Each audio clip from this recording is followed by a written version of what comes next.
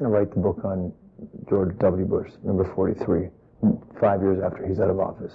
Well, it depends how much awareness there is in the general public of what he's up to. Actually, what he's up to, I have no idea. In fact, I don't even know if he's involved in planning. He could well be a trained actor, pretty much like Reagan. Probably couldn't have told you what the policies were. You wanted law and order in this town. You've got it. But the administration is very unpopular.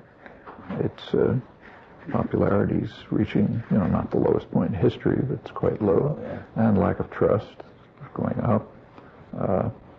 How long they can carry it off, I don't know. It's been an amazing PR feat. You don't lay that at the doorsteps of the citizens to say, you got to know what's happening in your country. This is like, you should know this. You should, but in order to know it, you've more or less got to do an individual research project. Who's got the time for that? Who's got the time?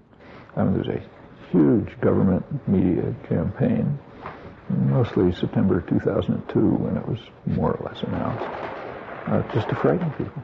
But the effect of the sound bites and the propaganda and the advertising and so on was such that people believed it, even after it had been shown to be false, and were afraid.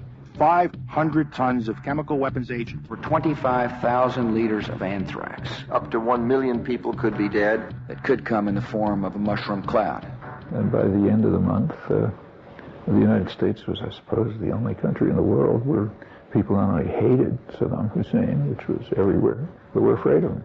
I'm convinced that that's why there's a growth of activism and concern, because a lot of people know that, and they don't know what to do about it.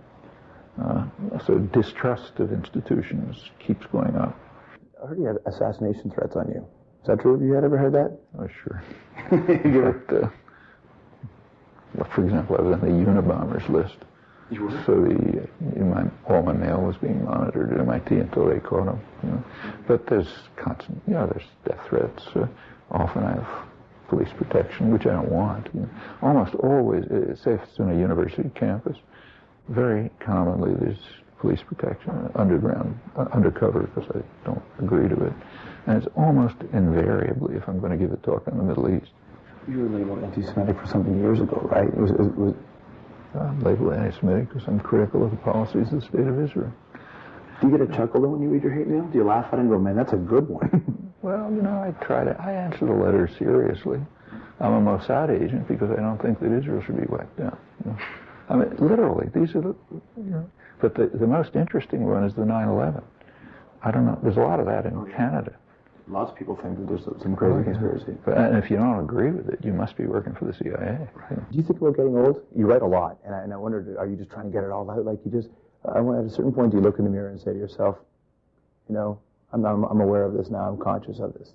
Actually, I hear it from my wife. Yeah. Or my grandson. He says, I thought you were going to retire and come play with me. We don't think about it too much?